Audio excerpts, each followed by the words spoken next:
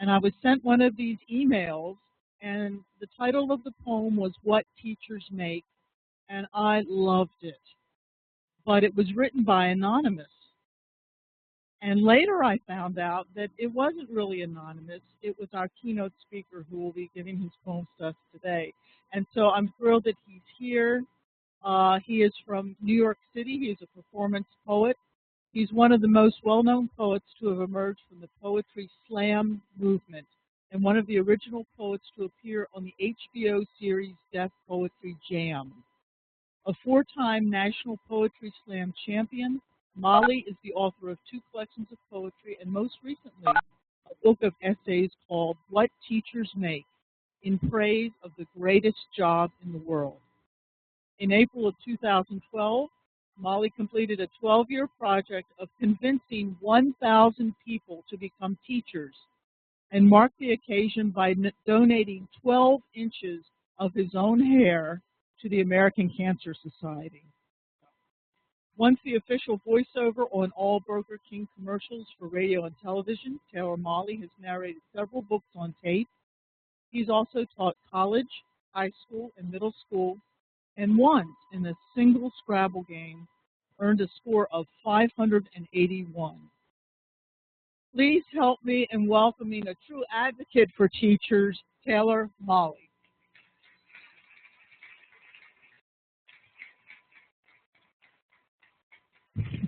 Thank you very much.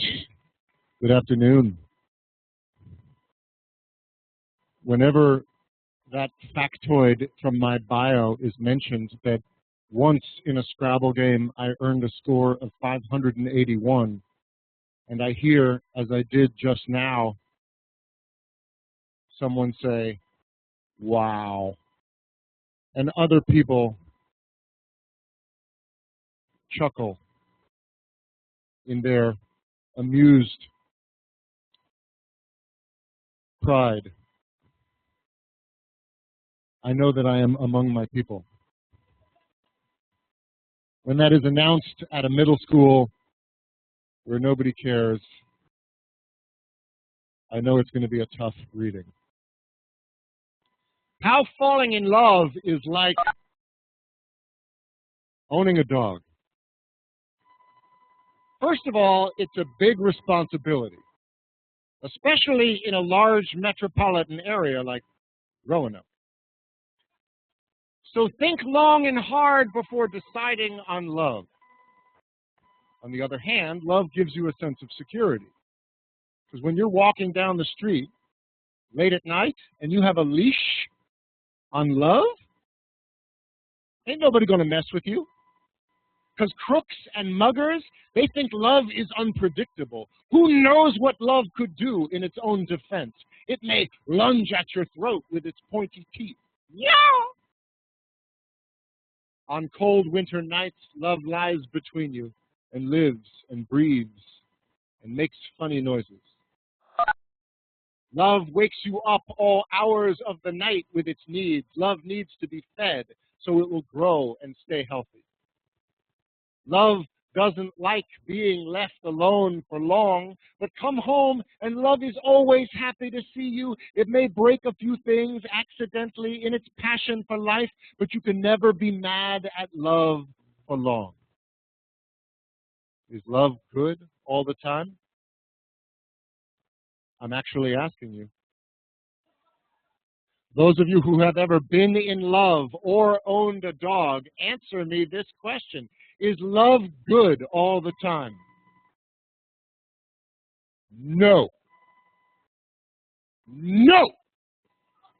No. Love can be bad. Bad love. Very bad love. Love makes messes. Love leaves you little surprises all over the house.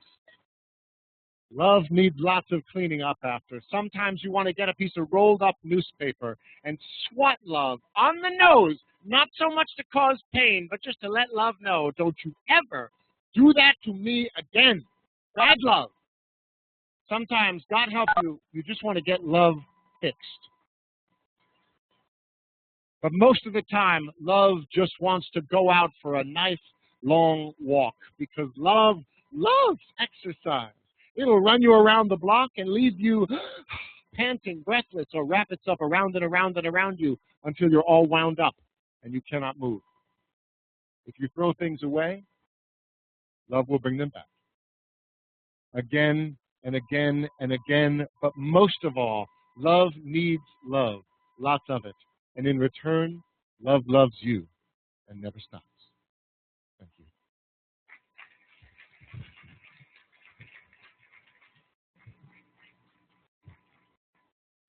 I'm going to read a mix of old poems and new poems, poems that I'm writing for the month of April, which is, as I'm sure you know, National Poetry Month.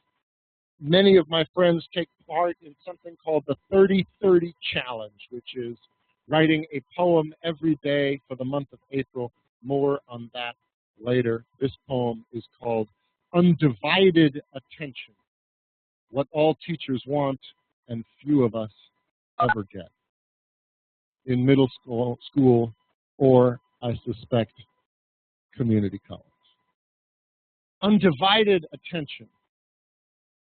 A grand piano wrapped up in quilted pads by the movers, tied up with canvas straps like classical music's birthday gift to the criminally insane, is gently nudged without its legs out an 8th floor window on 62nd Street in New York City. It dangles in April air from the neck of the mover's crane. Chopin shiny black lacquer squares hanging like the second to last note of a concerto played on the edge of the seat, the edge of tears, the edge of 8 stories up going over. It is a piano getting pushed out of a window and lowered down onto a flatbed truck by a long-necked crane. And I'm trying to teach math in a building across the street. Who can teach when there are such lessons to be learned? All the greatest common factors are delivered by long-necked cranes or flatbed trucks or come through everything, even air, like snow. See, snow falls for the first time every year, and every year my students rush to the window as if snow were more interesting than math. Which it is. So please, let me teach like a Steinway, spinning slowly in April air, so almost falling, so hinderingly dangling from the neck of the mover's crane, so on the edge of losing everything. Let me teach like the new snow, falling. Thank you.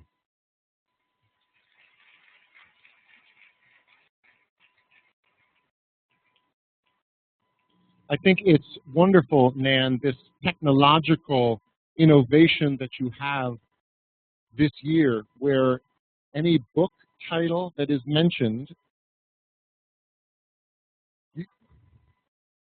I'm going to say it anyway, gets, if you tweet the name of the book and include the hashtag NH13, it will go up on the Pinterest page. Is that correct? All right. 50 Shades of Grey. We're going to test this right now.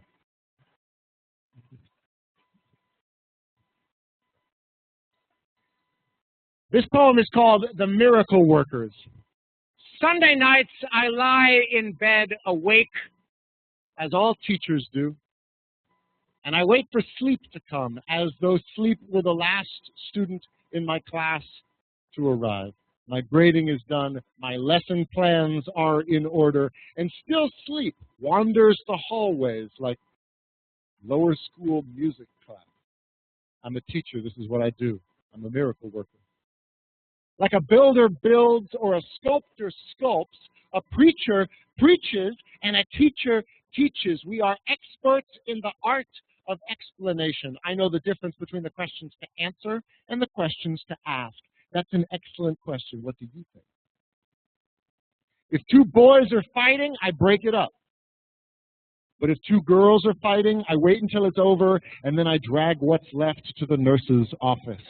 I'm not your mother. I'm not your father. I'm not your jailer. I'm not your torturer. I'm not even your biggest fan in the whole wide world, even though sometimes I act like all of these things. I know you can do these things that I make you do.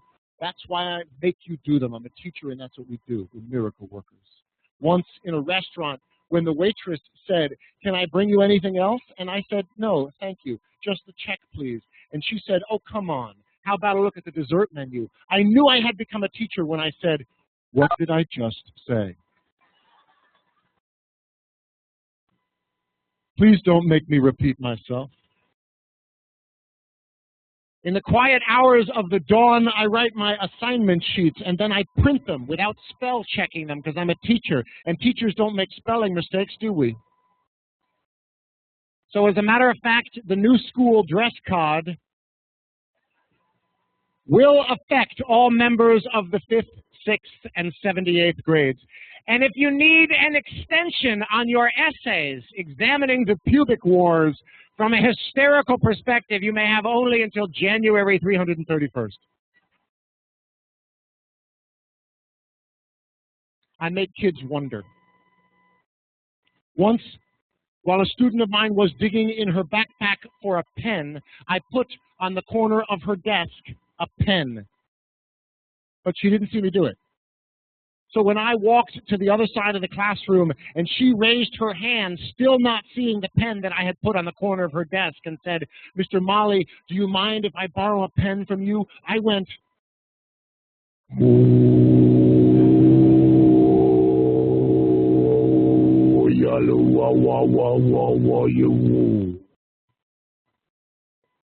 she still didn't see it.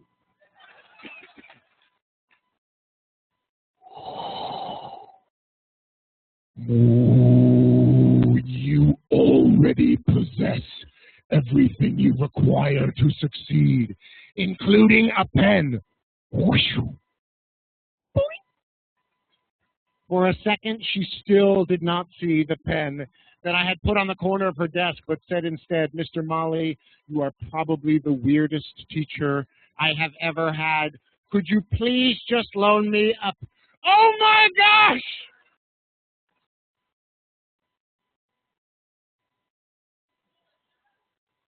You're a miracle worker. How did you do that? And I wanted to say all I did was give you what I knew you needed before you knew you needed it. So thank you for the compliment, but education is the miracle. I'm just the worker. I'm a teacher, and that's what we do. Thank you.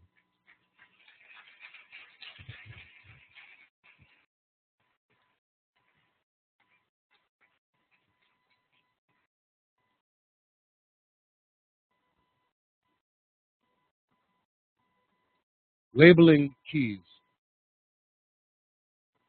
Though not a secretive man, my father understood combination locks and keys. Oh yeah, he was a Yale man. Very soon, that joke will no longer make sense. And he had a key rack as organized as the writing on the label of each key was neat. It's the same angel that made him label and date. Butcher paper wrapped leftovers in the refrigerator with Christmas present creases and hospital corners and little 2x2 Post-it notes with possible suggestions for the leftovers' use. Turkey scraps, November 23, yummy treat for the DOG, secured with count 'em. 1, 2 rubber bands, one for snugness, the other just for, symmetry. But there is an art to labeling keys. The one you keep to your neighbor's house across the street cannot say on it, "neighbor's house across the street." In Maine for all of May. Similarly, gun rack, burglar alarm, spare set of keys to sob in garage. These are labels you will not see at our house. Instead, my father wrote in his own argot, in a cryptographic language of oblique reference. The key to the burglar alarm he called the Siren's Song. The gun rack was called That Infernal Racket. Victor was the Volvo, Henry was the Honda, Gabriella the Sabatini. A security of the mind, no doubt, and not so much precluding burglary as offering a challenge to the industrious burglar, as well as evincing from my brother and me much in the way of loving parody, such as the key to the side door, which we labeled not the key to the side door. Destitute neighbors hovel far, far away from here, nothing to steal. Boathouse in Djibouti. But among the neatly labeled keys, some to cars we no longer possessed, such as Potemkin and Gerald the Ford, was a brass ring of assorted expatriates called keys to unknown places, little metal orphans. They had all lost their locks, or rather their locks had all lost them, misplaced them all in the same place on the same ring, which is a sadness that no bolt cutter can cure. Even the key that says simply Hartford. Hartford. Somewhere there is a door, a box, a closet full of secrets locked, and the only thing I know about it, knowing my father, is that it's probably not in Hartford. But I keep them all jingling and jangling, turning the tumblers of the past. Who knows when I may not be in Hartford again and have such a need for such a key, and who here knows nothing of the magic that escapes every time a key that should unlock a door? No. Thank you.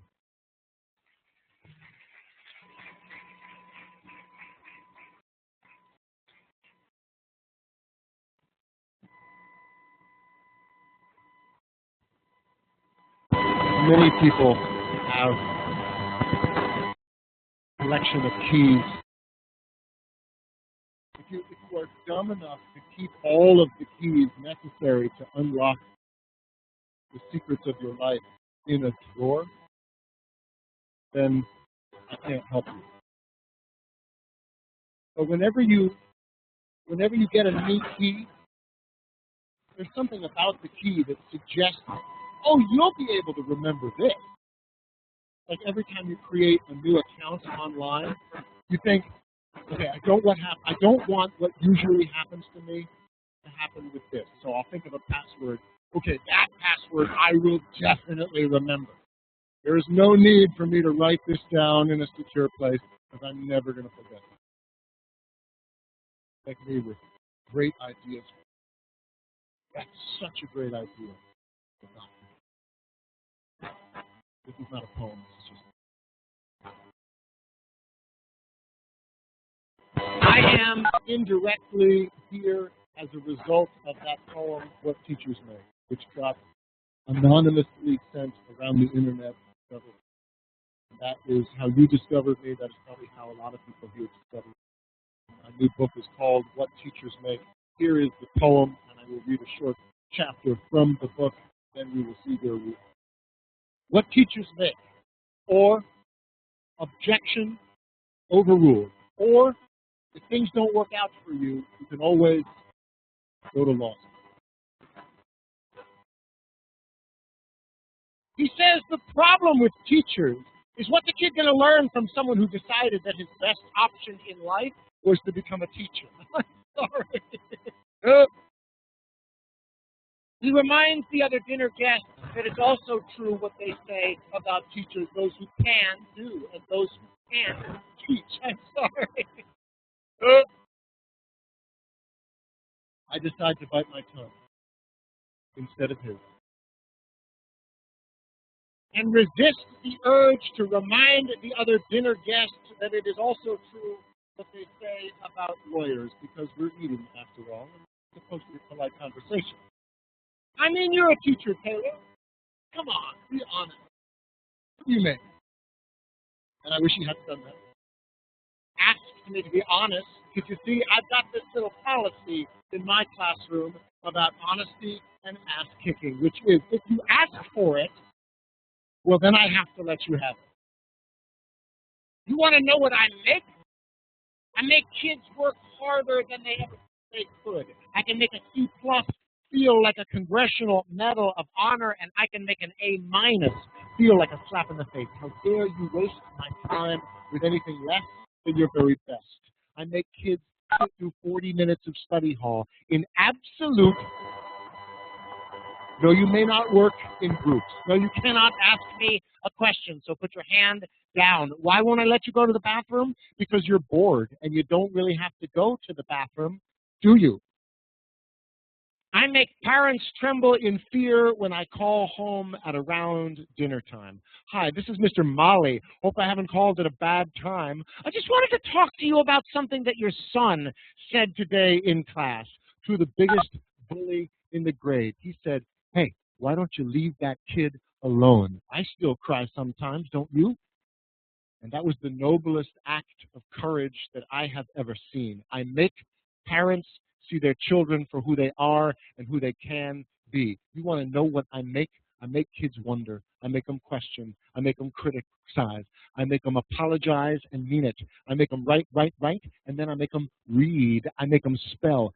Definitely beautiful, define nightly, beautiful, until they will never misspell either one of those words again. I make them show all their work in math class and then hide it on their final drafts in English. I make them realize that if you've got this, then you follow this. And if somebody ever tries to judge you based on what you make, you give them this. Here, let me break it down for you so you know what I say is true. Teachers make a difference. Now, what about you? Thank you.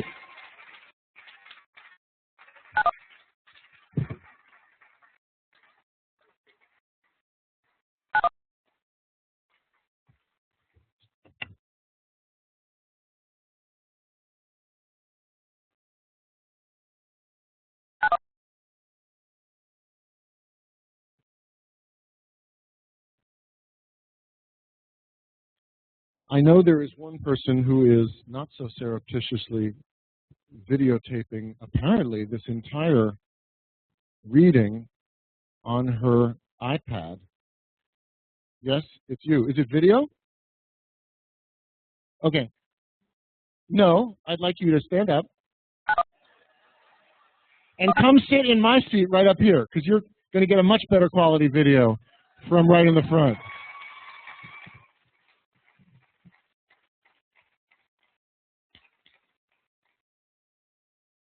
Have a seat and start the video, and I'll do an introduction to this reading.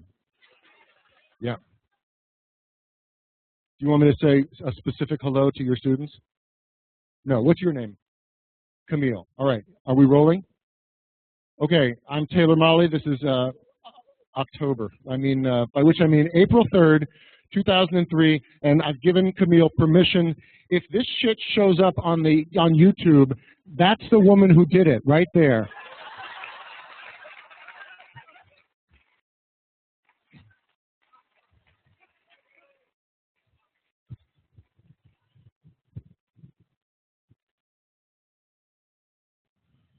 Here's a short chapter from What Teachers Make in praise of the greatest job in the world, called Definitely Beautiful.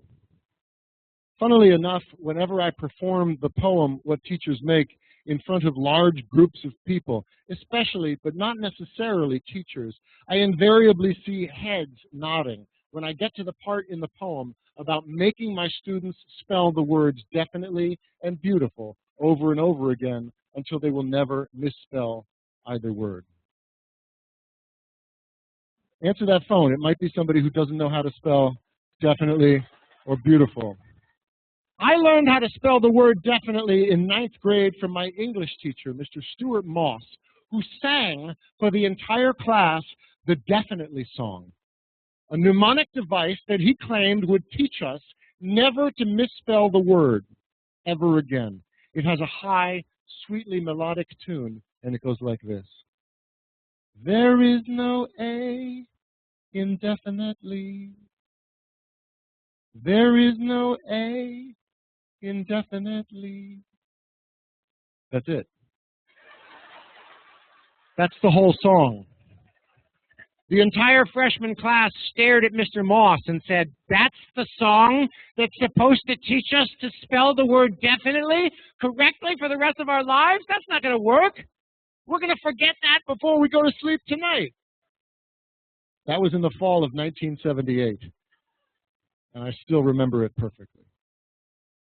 Beautiful doesn't have a song that goes with it, but it sticks in my head because of a particular light bulb moment. The summer after 9th grade, my parents sent me to summer school because they said I had sloppy study habits, and they were right.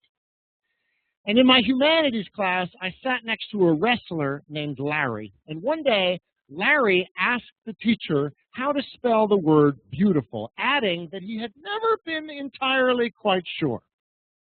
The teacher told him to look it up in the dictionary, but warned him that if he really didn't know how to spell beautiful, it might take him the remaining 20 minutes of the period just to find the right page. And she was right.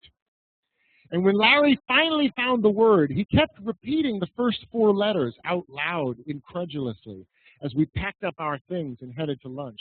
B-E-A-U? That's how it starts? B-E-A-U? I never would have guessed.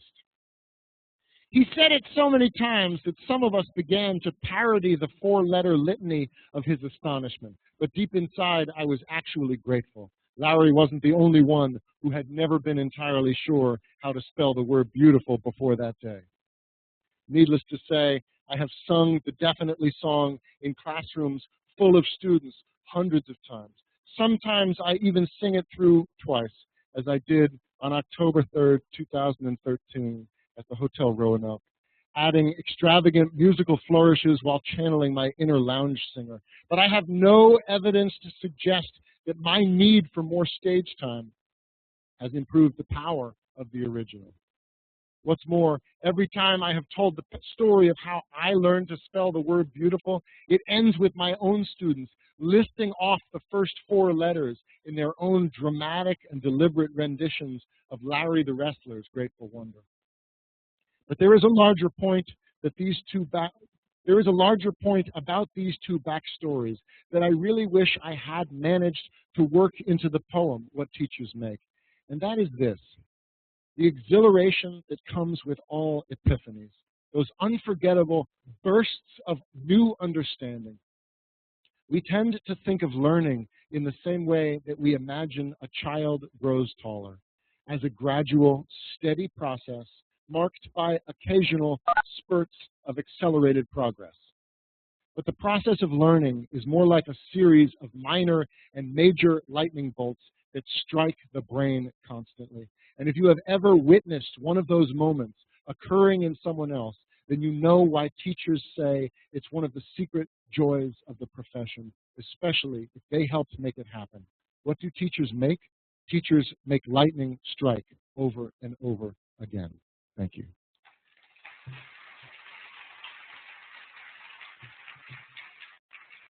Thank you.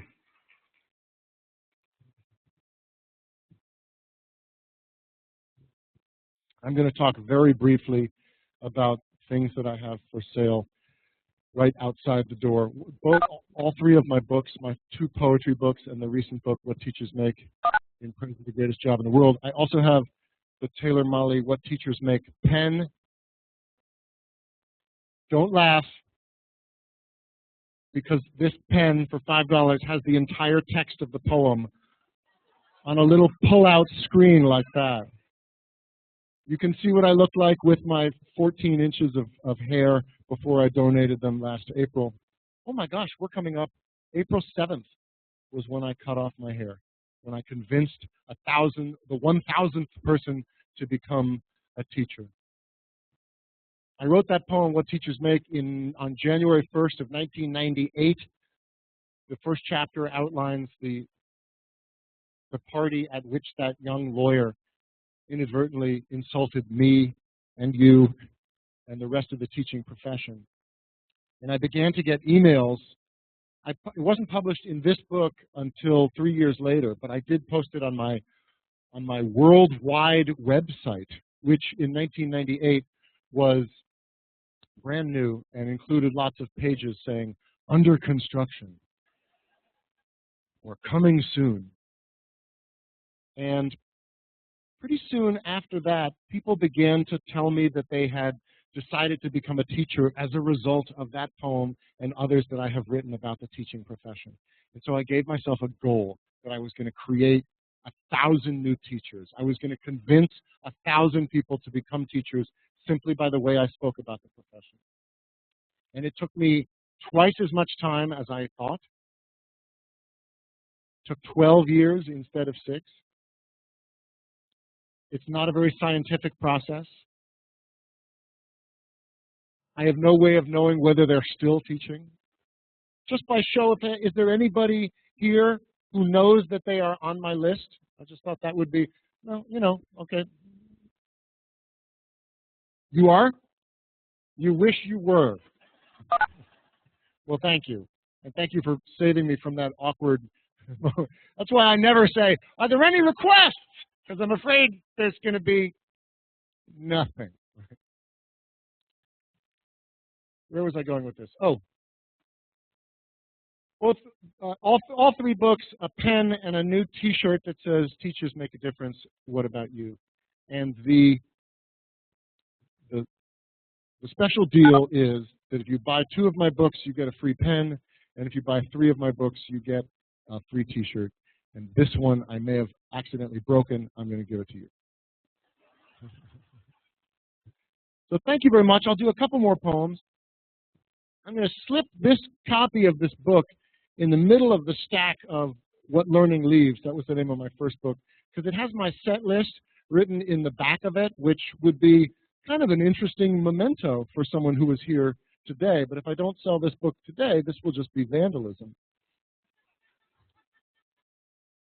So as I mentioned at the beginning, many of the performance poets and others who I know take part in something we call the 30-30 Challenge. April is National Poetry Month, and so we attempt to write a poem a day for every month, every day of the month.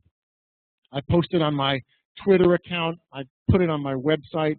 I started an Instagram account. If the poem is short, I'll take a picture of it and post it on my Instagram account.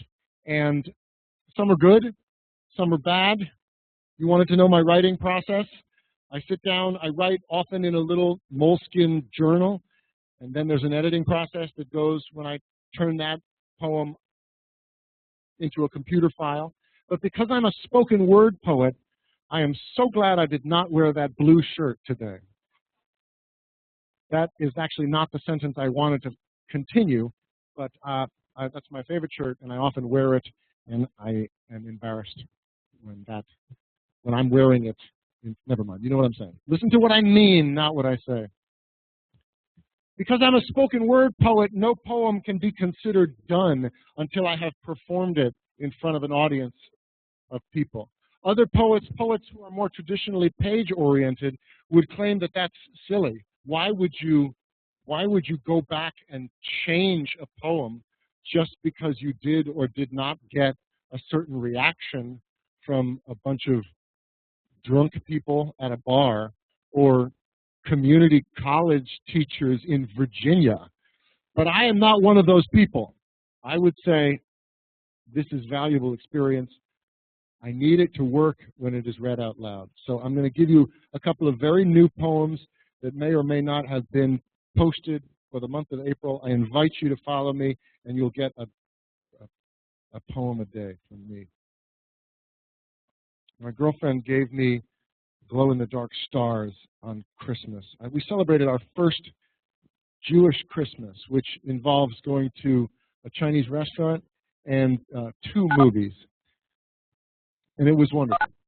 And earlier that morning, she gave me a tin of glow-in-the-dark stars. So here's a poem called "The Stars, Unlike the Moon," for Rachel. You gave me glow-in-the-dark stars to stick on the ceiling of our bedroom, but then laughed at me when I stretched out my arm to hold them to the light of the window.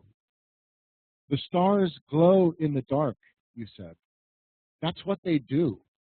It's not like you have to charge them up first by exposing them to a source of light. And so beautiful did you look when you said this. So brightly shone your eyes that I almost believed you were right. For a second or two, I thought I might have unnecessarily wasted years of my childhood holding up a bright flashlight to certain precious objects of my joy just so that they might shine more brightly in the dark. But luckily, you were wrong. Lover, who grew up thinking the stars, unlike the moon, shine with their own internal fire, know that I have pressed a constellation to the ceiling of night in our room, and they shine now brightly like your eyes. Come, lie with me, and let us love them until we fade. Thank you.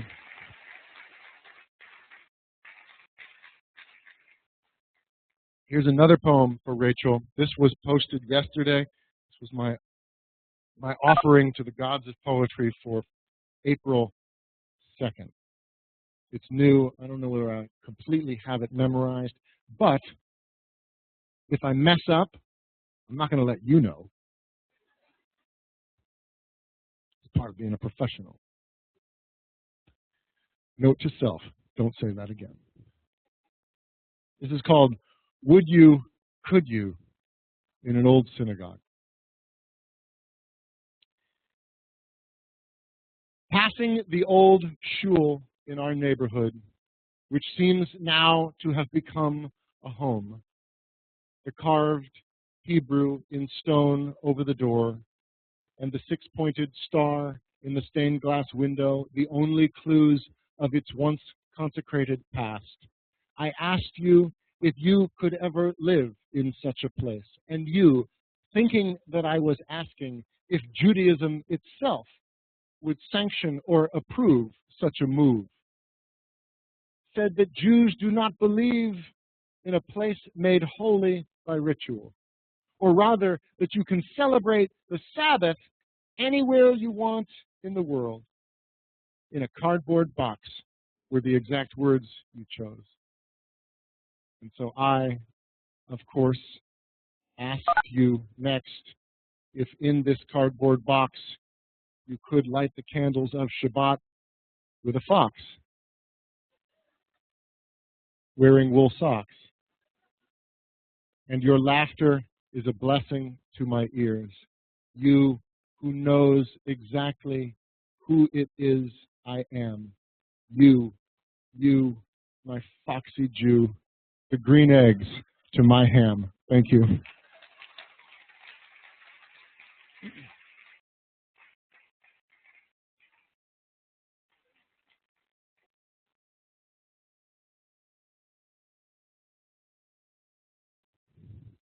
Here's a very short poem that I'm thinking of posting tomorrow. It's called Break On Through to the Other Side. Ian says that if I were a real man, I could get you pregnant without having my vasectomy reversed. He says if I were a real man, my boys wouldn't care that my tubes were tied.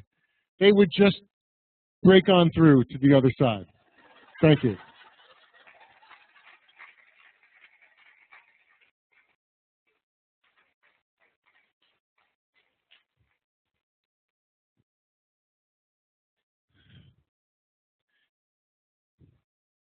It's a little taste of what you might get.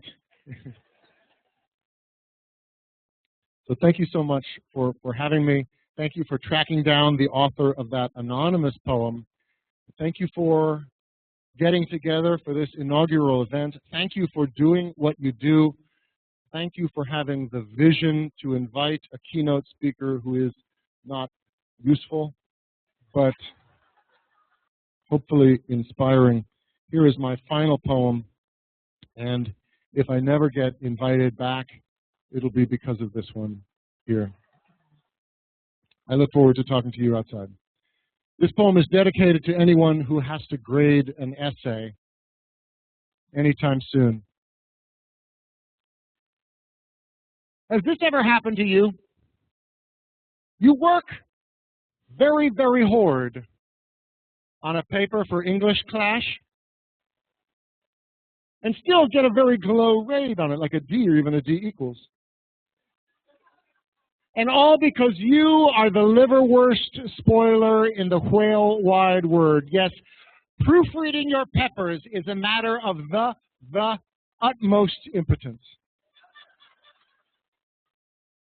Now, this is a problem that affects manly students all over the world. Now, I myself was such a bed spiller once upon a term that my English torturer in my sophomoric year, Mrs. Myth, she said that I was never going to get into a good colleague. And that's all I wanted at that age. That's all any kid wants, just to get into a good colleague. And not just anal community college. Because I am not one of those guys who would be happy at just anal community college. I need to be challenged. Challenged menstrually. I need a place that can offer me intellectual stimulation. So I know this probably makes me sound like a stereo, but I really felt that I could get into an Ivory Legal colleague.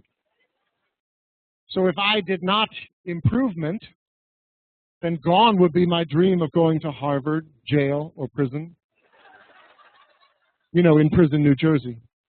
So I got myself a spell checker, and I figured I was on Sleazy Street. But there are several missed aches that a spell checker can't catch. For instance, if you accidentally leave out word, your spell checker won't put it in you. Or God, for billing purposes only, you should have serial problems with Tory spelling.